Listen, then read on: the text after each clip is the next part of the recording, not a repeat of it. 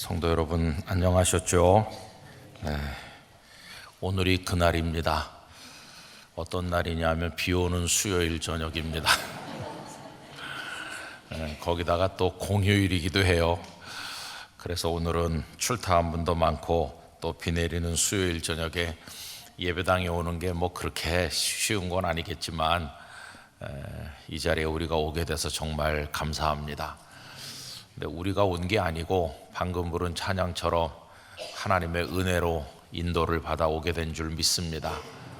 아무리 우리가 오고 싶어도 오려고 노력해도 하나님의 은혜가 아니면 올 수 없었을 텐데 우리를 이 자리에 있게 하신 하나님께 큰 영광을 올려드립니다.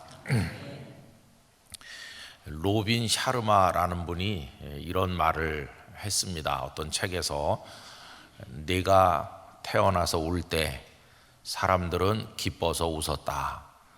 갓난아기 태어날 때 빽빽 울면서 태어나잖아요. 그런데 주변에 있는 사람들은 생명이 태어난 것이 감사해서 다 기뻐서 웃었다는 겁니다. 그 다음에 나오는 한 줄은 이런 것입니다. 네가 죽을 때 사람들은 울겠지만 너는 기뻐할 수 있는 인생을 살아라. 이렇게 뒤에 한 줄 붙어 있어요. 누가 또 죽으면 사람들은 슬퍼서 웁니다. 그런데 너 자신은 기뻐할 수 있도록 살라는 이게 무슨 말이겠습니까? 비록 세상을 떠나지만 하나님 앞에서 아름답게 잘 살았기 때문에 후회할 게 없고 하나님 앞에 감사해서 기뻐할 수 있는 그런 인생을 살아야 된다 하는 것이죠. 여러분, 시간의 흐름이라고 하는 건 우리가 참 자각하지 못할 때가 많은데 우리가 깨닫지 못하는 순간에도 밤이 되고 또 아침이 오고 또 하루가 가고 시간은 끊임없이 흐릅니다.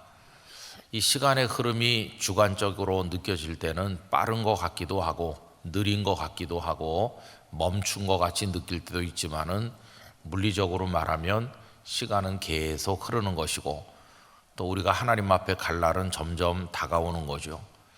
그런 가운데 우리들에게는 단 한 번의 인생만 주어져 있습니다. 인생에는 리허설도 없고 또 여러 번 사는 것도 없고 단 한 번 태어나서 하나님의 부르심을 받을 때까지 이 땅에 사는 겁니다. 그래서 이 소중한 인생을 어떻게 살아야 될까? 우리에게 이거보다 더 큰 숙제는 없다고 생각을 하지요. 흔히들 사람들은 후회 없이 살았어 이렇게 말하는데 여러분, 후회 없이 살았다고 반드시 잘 산 인생은 아닙니다. 그렇죠? 만약에 그 사람이 원하는 인생의 방향이 잘못된 거라면 그 잘못된 방향으로 후회 없이 살면 그건 오히려 더 큰일 아니겠어요? 그래서 어떻게 사는 게 잘 사는 성도의 삶일까? 이게 언제나 우리의 기도 제목일 수밖에 없습니다. 요 얼마 전에 제가 우리 장로회 신학대학교 신대원 78기입니다. 그런데 78기 동기들께서 우리 영락교회에서 지난 4월 말에 월요일 날 모임을 한번 가졌습니다. 보니까 한 80여 명 목사님 네 분들이 오셨어요. 그러니까 이제 부부가 오신 가정이 대부분이고 목사님들만 오신 분들도 몇 분 계시고, 그런데 제가 한 3, 4년 동안 그 모임에 잘 못 갔습니다. 늘 8월 말에 모이는데 8월 말에 이상하게 우리 교회 여러 가지 일들도 있고 제 사정도 있어서 못 가다가 요번에 한 3년 만에 만났나요? 한 4년 만에 만났나요? 우리 교회 오신 목사님들을 만나고 깜짝 놀랐습니다. 왜 그러냐 하면은 그분들 거기도 이제 임원이 몇 분 계시는데 임원들께서 준비한 프로그램은 11시에 영락교회에서 모여서 예배드리고 그리고 어떻게 지냈는지 근황도 좀 얘기하고 영락교회 한경지 기념관을 비롯해서 몇 군데 이렇게 교회를 둘러보고 그리고 교회 식당에서 점심을 먹고 그리고는 남산을 한번 간다. 그리고는 명동에 내려와서 해산한다. 그런 거였거든요. 꼭 어린이 소풍 가는 일정이랑 비슷하죠. 근데 다 대부분이 다 많이 은퇴하셨어요. 근데 제가 깜짝 놀란 건 뭐냐 하면은 저는 당연히 우리 교회에서 식사를 하시고 나면은 이렇게 걸어 올라가서 남산 둘레길을 한 바퀴 걷는다, 저는 이렇게 생각했는데 아무도 그렇게 생각하시지 않는 거예요. 그 임원들이 준비한 일정을 보니까. 그래서 어떻게 준비하셨느냐 하면은 남산 꼭대기에 올라간다 이렇게 돼 있더라고요. 둘레길을 걷는 게 아니고 남산 꼭대기를 올라간다. 그래서 제가 꼭대기 올라가려면 조금 가파른 데도 있는데 괜찮겠어요? 그랬더니 아니 당연히 버스 타고 가지 뭘 걸어가. 제 생각이 영 빗나가는 거예요. 저는 당연히 걸어간다고 생각하는데 그분들은 당연히 버스 타고 간다고. 그래서 내가 버스를 어디서 타려고요 하니까, 여러분 요 교회에서 이렇게 위로 올라가면은 저 위에 그 버스 종점 있는 거 아세요? 남산 올라가는 버스. 저는 늘 글로 다니면서도 한 번도 안 가봐가지고 그게 있는지 몰랐어요. 근데 이제 이분들은 벌써 오셔서 다 거의 가보고 그 버스도 타보시고 그랬다는 거예요. 그래서 오히려 제가 이제 이 동네에 대해서 잘 모르는 거죠. 그리고 버스를 타고 다 올라가는데 식당에서 식사를 끝낸 다음에 자 이제 걸어 올라가서 거기까지는 가서 버스를 타고 남산 꼭대기에 올라가 가지고 우리가 모처럼 저 팔각정 거기까지만 가는 게 아니라 거기 있잖아요, 타워 꼭대기에 한번 올라가 보려고 합니다. 그랬더니 벌써 누가 손을 탁 드는 거예요. 손 드는 분 어떤 분이냐면은 갔다 오라고, 나는 영락교회에서 기다리고 있겠다고. 아니 근데 그 갔다 오라고 하는 분이 의외로 많더라고요. 그 보니까 이제는 거기까지 걸어가서 버스 타는 것도 너무 힘들고 그 꼭대기 타워에 갈 의욕도 없고 그냥 여기 영락교회 저 옛날 만남 카페 하던 그 자리 거기 그저 조용히 있으니까 거기서 음료수나 좀 주면 우리 거기서 기다리고 있을 테니까 갔다 오라. 그런 분이 제법, 전 한두 명이 아니고 한두 명 정도면 모르겠는데 한 열댓 명, 제법 많은 분이 그 기다린다고 하시더라고요. 제가 깜짝 놀란 건 뭐냐 하면은 이렇게 많이 늙으셨구나. 그렇게 펄펄 뛰면서 산에 가서 엎드려 기도하고 그리고 교회 가서 목회한다고 몸을 안 아끼고 그냥 헌신하고 그러던 어른들인데 이제는 다 이렇게 늙으셔서 이렇게 되셨구나. 어떤 목사님은 파킨슨이 좀 심해가지고 금방 넘어질 것 같이 그러시더라고요. 한 3년 만에 보니까 얼마나 많이 늙으셨는지. 그래서 한편으로 참 마음이 많이 아팠습니다. 그래도 나는 아직 걸어가는 게 당연하다고 생각하니까 나는 아직 쌩쌩한 편이고 저분들은 그렇구나. 인생에 대해서 그날 내내 많이 생각해 봤어요. 우리 성도님들의 인생은 어떠세요? 태어나셔서 오늘에 이르기까지 어떻게 살고 계시고 또 자신의 인생에 대해서 내가 이만하면 바르게 사는 거야 이렇게 평가를 하십니까? 어떻게들 생각하시면서 살고 계십니까? 이제 오늘 읽은 성경 말씀에 보면은 지난번까지 우리가 사도행전 7장 스데반 집사님께서 길게 그 사내들인 공회 회원들 앞에서 설교하신 말씀을 우리가 여러 토막으로 나눠서 생각을 했고, 그리고 이제 스데반 집사님께서 돌에 맞으셔서 순교하시는 그 마지막 말씀을 나누었습니다. 근데 그때 스데반 집사님의 순교 이야기가 이제 그 중점적인 내용인데 그 옆에 하나님께서 한 사람을 살짝 등장하게 하셨다고 그랬죠. 그 사람이 누구냐 하면 사울입니다. 사울. 근데 오늘 본문에 8장으로 넘어온 다음에 이제 사울 얘기가 조금 더 나오는 거예요. 여러분, 하나님은 이미 당신께서 사랑하는 사람들을 통해서 하나님의 복음이 온 세상에 퍼져가도록 역사하시는데 무대 위에 등장할 인물들을 이미 다 정해 놓으신 거예요. 그 앞에는 베드로와 요한이 많이 등장하셨고 또 6장 이후에는 집사님들이 등장하기 시작하다가 7장에는 스데반 집사님이 마치 동무대인 것처럼 무대 위에 등장하셨고, 그 그리고 저쪽 끄트머리 카텐이 살짝 열리더니 빼꼼 얼굴을 내민 사람이 사울인 것이에요. 엑스트라인가 이렇게 생각을 하는데 그 잠깐 얼굴을 내민 그 사람이 오래지 않아서 무대 위에 한복판에 올라올 사람, 하나님의 복음의 역사에 핵심으로 등장할 사람이죠.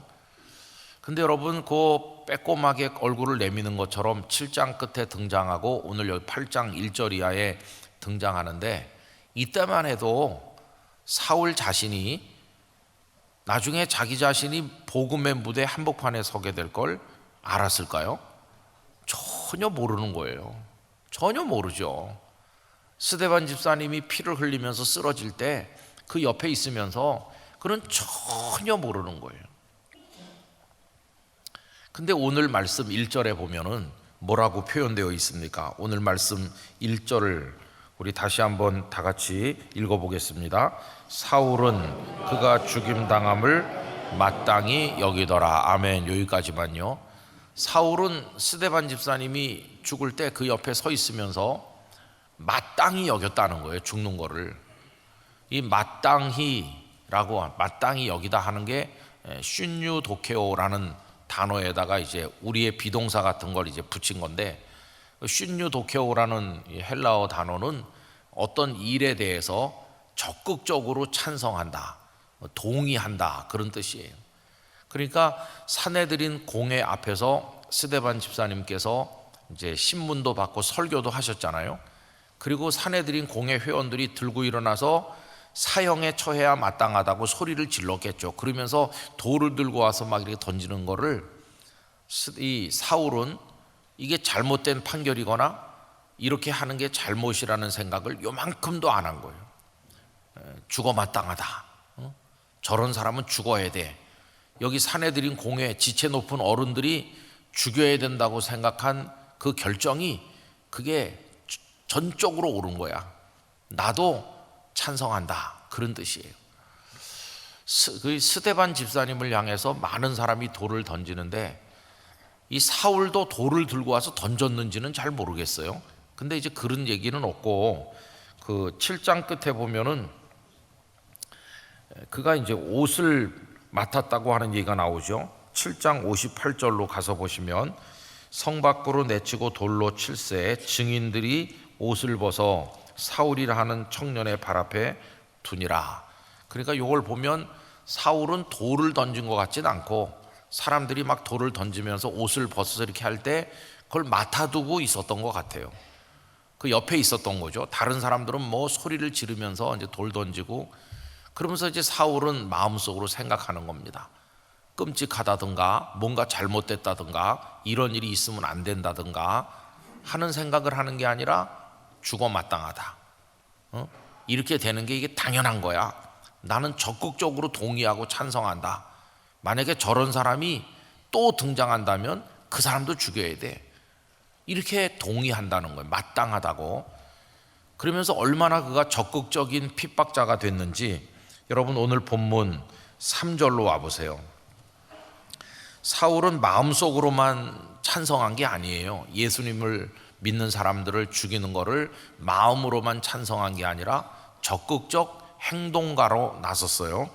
그래서 사울이 교회를 잔멸할세 각 집에 들어가 남녀를 끌어다가 옥에 넘기니라.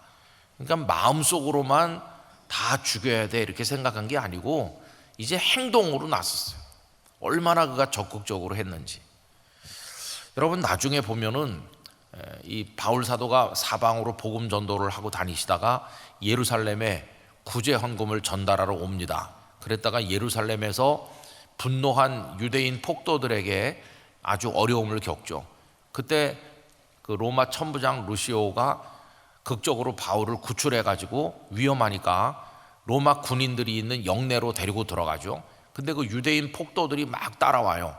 그때 바울이 천부장에게 부탁하죠. 잠깐만 시간을 주시면 내가 저 사람들한테 할 말이 있습니다. 그래가지고 사도행전 22장에 보면 바울이 자기가 어떻게 골수 유대주의자 바리새인 철저한 율법주의자에서 어떻게 변해서 예수님의 복음을 전하는 사람으로 바뀌게 되었는지를 쭉 그 사람들한테 얘기해요. 그러면서 무슨 얘기를 하냐면 사도행전 9장에 나온 다메섹으로 가던 길에서 주님 만난 이야기를 그 속에서 하고 있거든요. 근데 그 얘기를 하면서 이렇게 말해요. 당신들도 알다시피 나로 말하자면 예수님을 믿는 사람들을 그 누구보다도 핍박했던 사람이다. 그 얘기를 하는 대목이 나오는데 사도행전 22장 19절 20절을 제가 읽어드리겠습니다. 내가 말하기를 주님 내가 주를 믿는 사람들을 가두고 또 각 회당에서 때리고 또 주의 증인 스데반이 피를 흘릴 때에 내가 곁에 서서 찬성하고 그 죽이는 사람들의 옷을 지킨 줄 그들도 아나이다. 이건 이제 이 바울이 우리 주님께 기도를 드리면서 이렇게 기도를 했다고 그 사람들한테 말하는 거예요. 내가 예수님께 어떤 기도를 드린지 아세요? 하면서 하는 얘기가 이겁니다. 그 얘기 속에 보면 믿는 사람들을 가뒀다, 회당에서 때렸다. 그러니까 이 사울이 바울 되기 전에 예수님을 믿는 사람들을 잡아 가두고 때리기도 했고 또 스데반 집사님 죽는 얘기를 하잖아요. 주의 증인 스데반이 피를 흘릴 때 내가 곁에 서서 찬성하고, 이 찬성하고라는 단어가 오늘 마땅히 여긴다는 바로 그거예요. 슌유 도케오, 당연히 죽여야지 이렇게 생각했다는 거예요. 그 죽이는 사람들의 옷을 지켰다.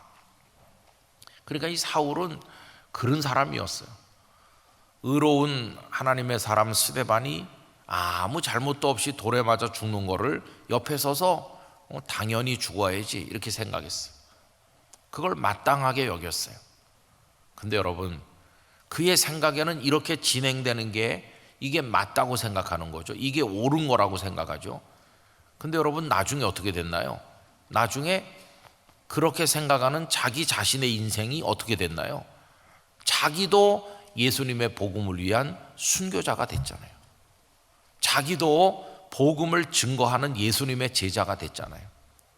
그러면 저 높은 곳에서 하나님께서 내려다보시면서 무슨 생각을 하셨겠어요? 너는 스데반 집사가 죽는 걸 마땅히 여기니? 저게 옳다고 생각하니? 그런데 네가 모르는 게 있다. 나는 뭘 마땅히 생각하느냐 하면은 너도 순교자 되는 걸 마땅히 여기고 있다. 이게 하나님의 생각인 것이에요.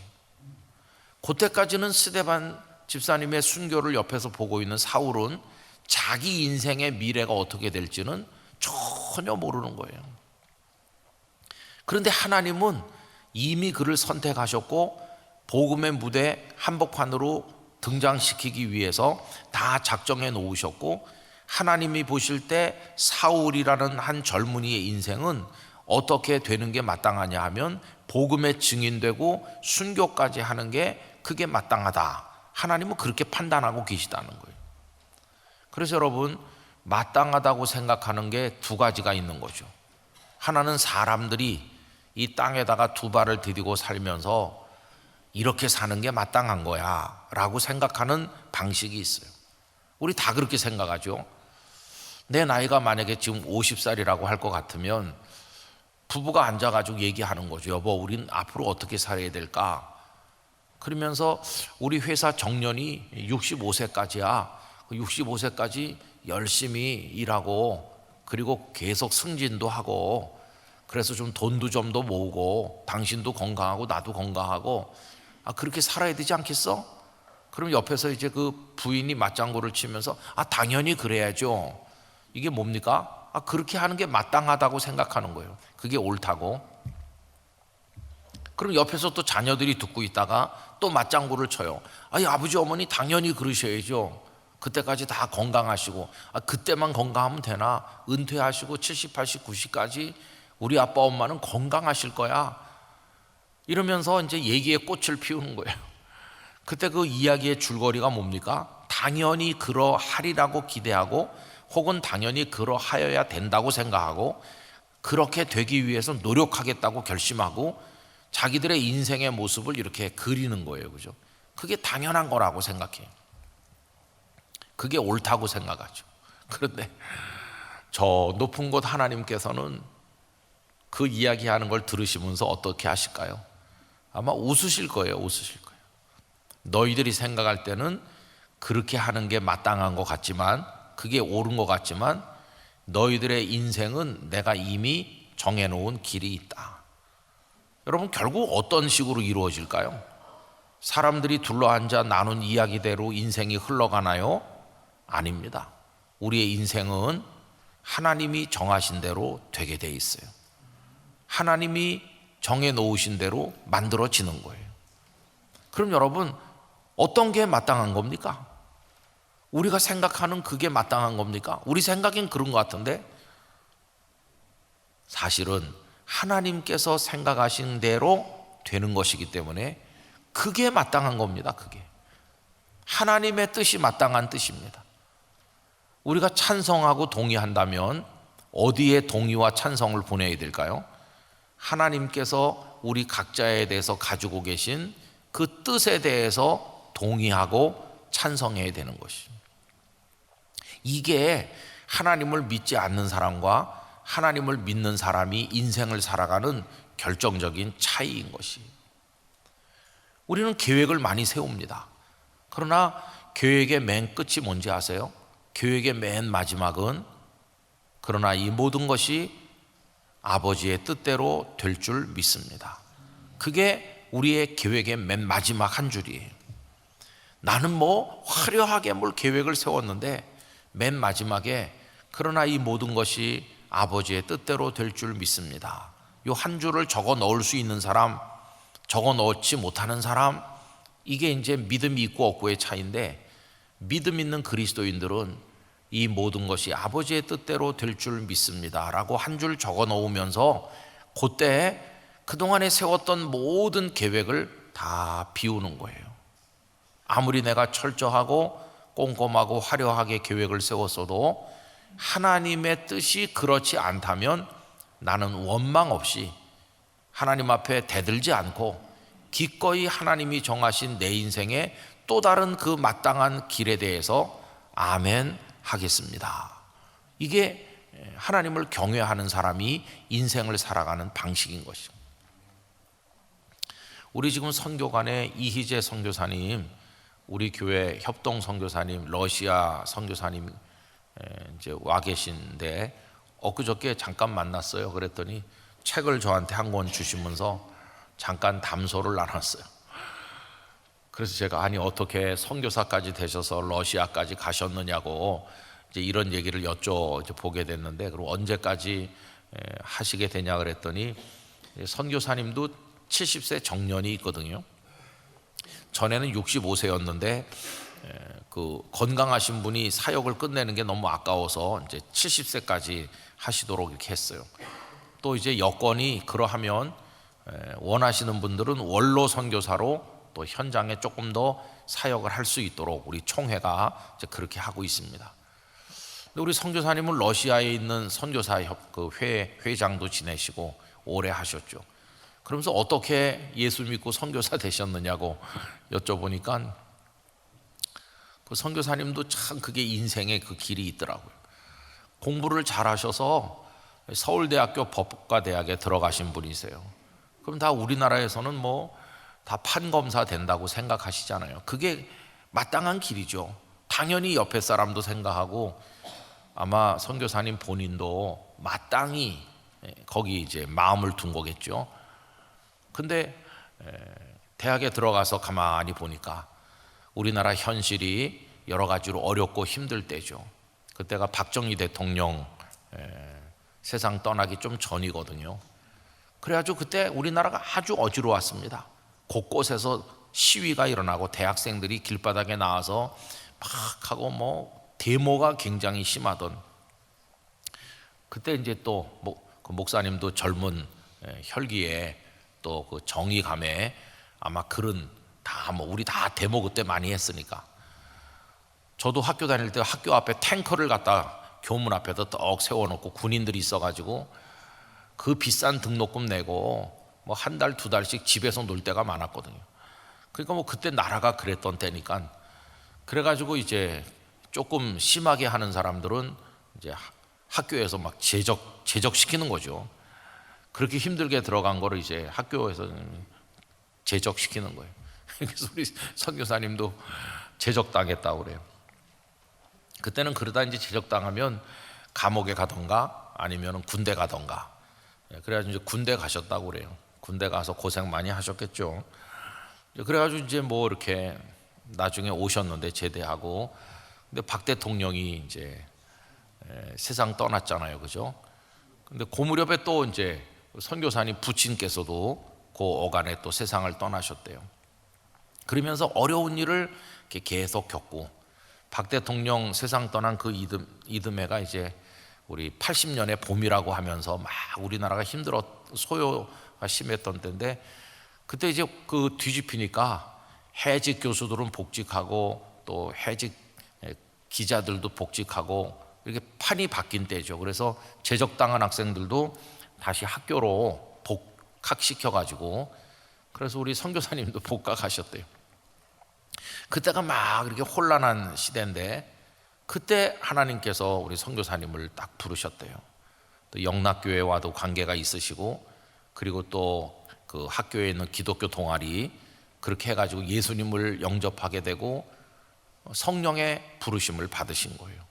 그래서 그 학과에 입학하면 당연히 법조인의 길로 가야 되는 건데, 그게 마땅한 길인데 하나님께서는 전혀 다른 길을 주신 거예요. 전혀 다른 길. 하나님이 보실 때 마땅한 길은 복음의 증인으로 평생을 바치는 그 길이었어요.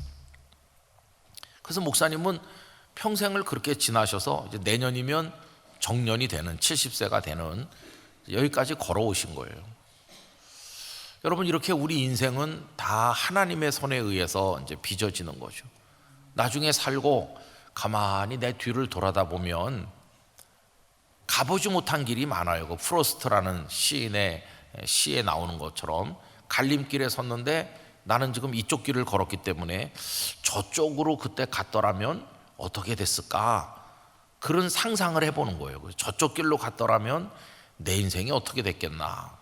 그렇죠? 그런 생각 많이 하시잖아요. 저도 가끔 그런 생각을 해봅니다. 그렇게 목사 되기가 싫었었는데 그때 내가 목사가 안 됐으면 지금 뭐 됐을까? 더 잘 됐을까? 이렇게 잘 된다는 말이 좀 우스운 말이긴 해요. 더 잘 됐을까? 뭐가 됐을까? 아마 망했겠죠. 저쪽 길로 갔으면 아마 망했을 거예요. 하나님 섭섭하게 하고 그랬겠죠.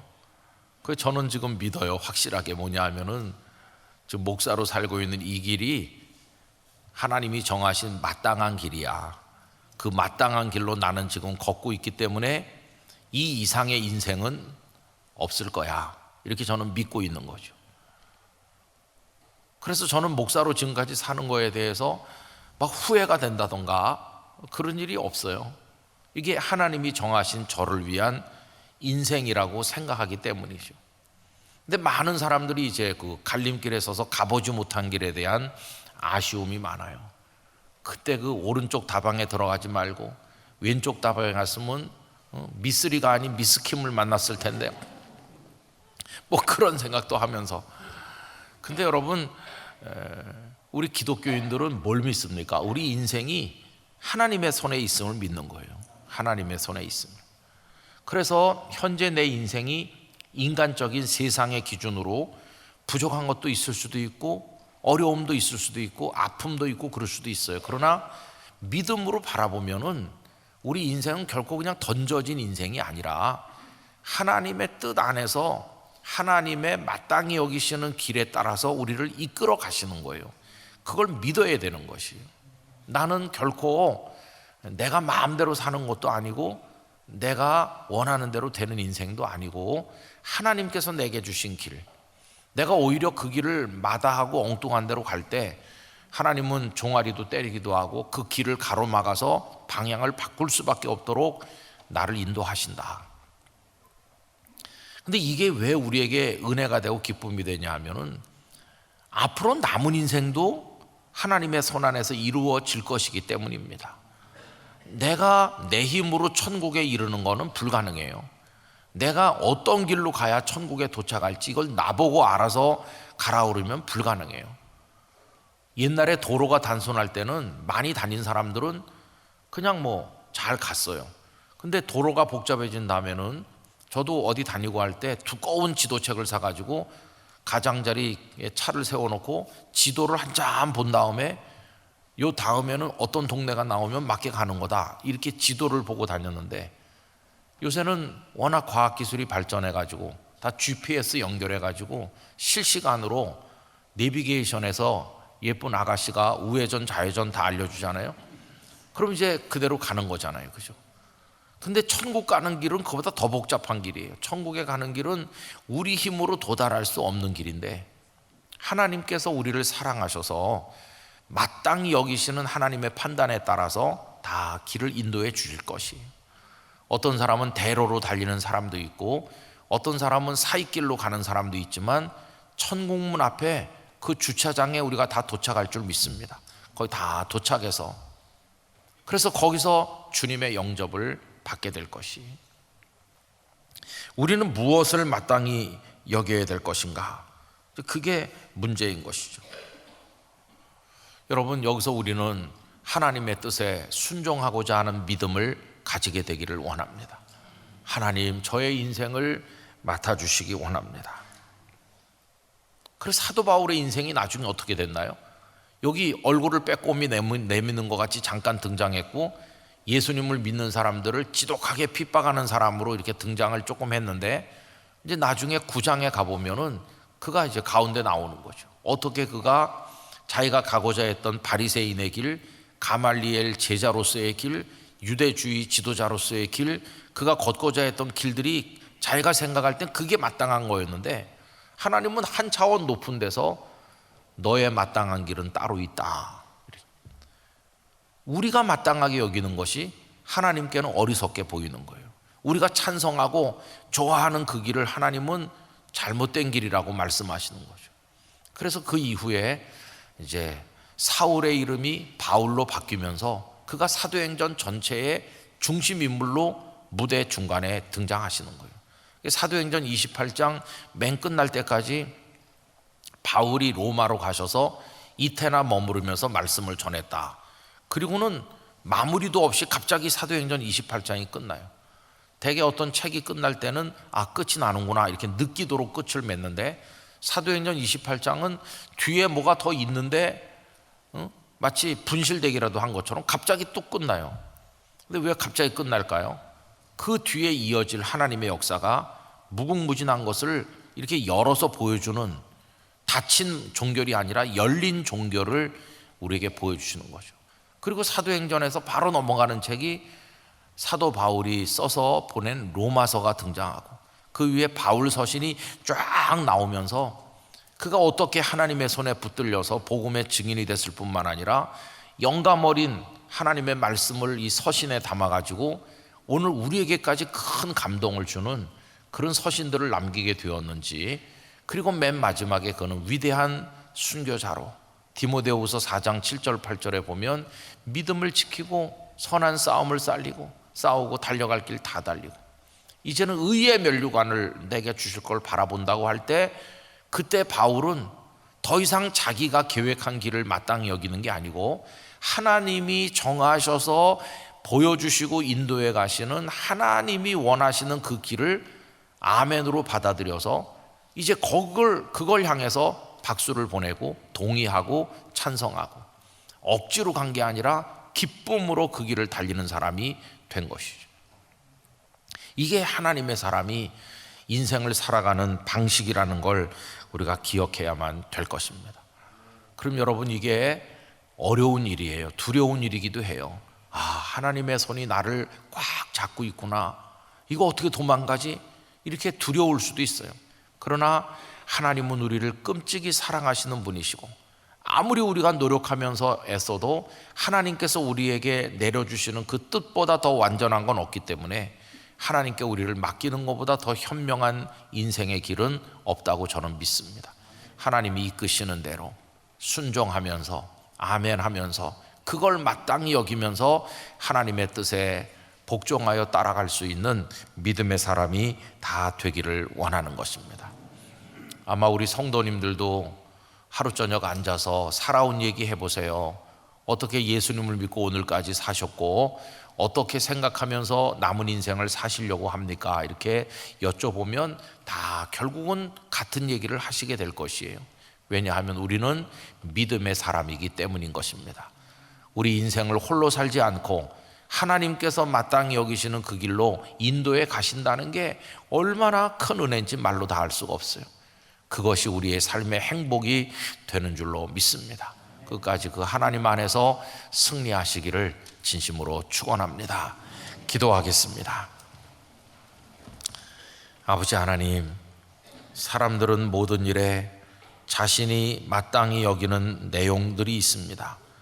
이렇게 돼야 된다고 말하고 저렇게 해야 된다고 말하면서 우리 나름대로 옳게 여기는 방식이 있습니다.